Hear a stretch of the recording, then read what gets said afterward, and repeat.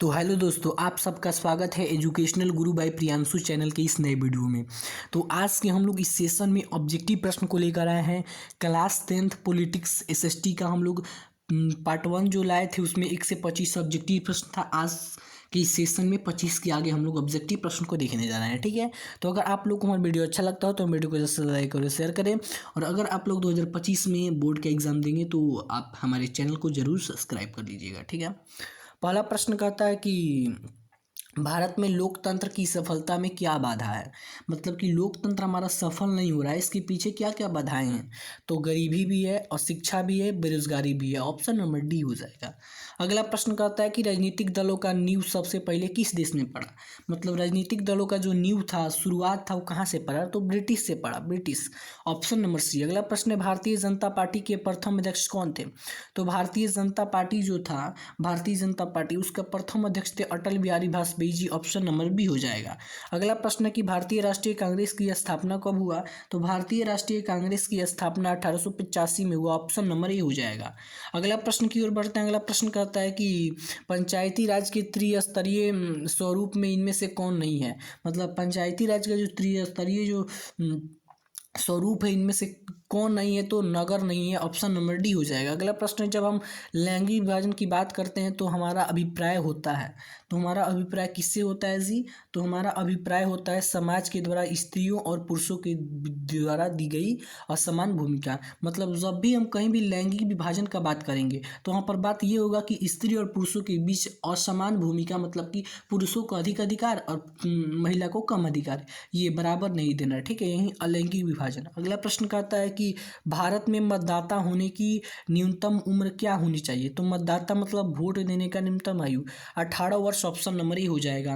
अगला प्रश्न की ओर बढ़ते हैं। अगला प्रश्न कहता है कि भारत में संपूर्ण क्रांति का नेतृत्व किसने दिया। तो भारत में संपूर्ण क्रांति का जो नेतृत्व दिए थे वो Jayaprakash Narayan. Option number D. अगला प्रश्न है कि लोकसभा में निर्वाचन हेतु कुल कितने सीट संख्या है। तो कुल कितना सीट है जी, तो 545 सीट है। और निर्वाचन के लिए अगर पूछ देगा तो 543, लेकिन इसमें कुल पूछा है तो कुल तो 545 है। अगला प्रश्न है कि बोल्विया किस महादेश का हिस्सा है। तो जो बोल्विया है वह किस महादेश का हिस्सा है जी, तो आपका दक्षिण अमेरिका का हिस्सा है। ऑप्शन नंबर बी हो जाएगा। अगला प्रश्न है कि लोकतंत्र की सफलता निर्भर करती है। तो जो लोकतंत्र है इसकी सफलता किस पर निर्भर करती है, तो नागरिकों के विवेकपूर्ण सहभागिता पर।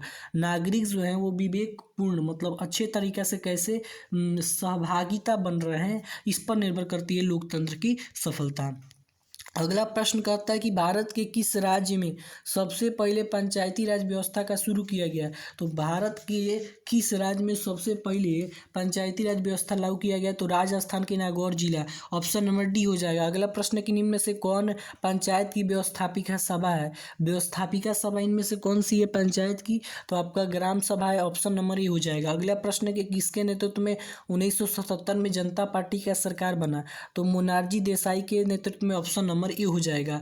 अगला प्रश्न करता है कि राज्यपाल की नियुक्ति कौन करता है जी। तो राज्यपाल की जो नियुक्ति है वो कौन करते हैं, तो राष्ट्रपति जी करते हैं राज्यपाल की नियुक्ति। Option number A. अगला प्रश्न है कि बिहार में पंचायती राज संस्था में महिला का कितना सीट आरक्षित है। तो महिलाओं के लिए 50% सीट आरक्षित है। Option number B. अगला प्रश्न है संघ राज की विशेषता नहीं है। तो इनमें से कौन सा है जो संघ राज की विशेषता नहीं है, तो एक हरी शासन व्यवस्था। Option number C. अगला प्रश्न है राज्यपाल की नियुक्ति कौन करता है जी। तो राज्यपाल की जो नियुक्ति है वो कौन करता है, राज्यपाल की नियुक्ति तो वह भी राष्ट्रपति ही करता है। ऑप्शन नंबर बी हो जाएगा। अगला प्रश्न करता है कि किसने कहा था कि जो लोकतंत्र है वो जनता का और जनता के द्वारा जनता के लिए शासन है। किसने कहा था कि जो लोकतंत्र है जनता का और जनता के द्वारा शासन है, तो Abraham Lincoln. Option number B. अगला प्रश्न है लोकतंत्र एक उत्तरदायी एवं कैसा शासन है। उत्तरदायी एवं वैध शासन है। उत्तरदायी एवं वैध शासन है। Option number A. अगला प्रश्न है भारत में पहला नगर निगम कहाँ बना। तो भारत में पहला नगर निगम कहाँ पे बना जी। तो भारत में आपका जो पहला नगर निगम है वो कहाँ पे बना था, मद्रास, चेन्नई। और बिहार में पूछेगा तो बिहार में पटना में सबसे पहला बार बना था। अगला प्रश्न करता है कि सूचना का अधिकार संबंधी कानून कब पारित हुआ, तो 2005 में। ऑप्शन नंबर ये हो जाएगा। अगला प्रश्न करता है कि नर्मदा जो नदी घाटी परियोजना है, नर्मदा नदी घाटी परियोजना किन राज्यों से संबंधित है, तो ये आपका Gujarat, Maharashtra, Madhya Pradesh. Option number D हो जाएगा। अगला प्रश्न है सूचना के अधिकार संबंधी आंदोलन की शुरुआत शुरुआत कहाँ से हुई? तो सूचना के अधिकार संबंधी जो अधिकार है उसके लिए जो आंदोलन है कहाँ से शुरू किया गया था? तो राजस्थान से शुरू किया गया था। ऑप्शन नंबर ए बी हो जाएगा।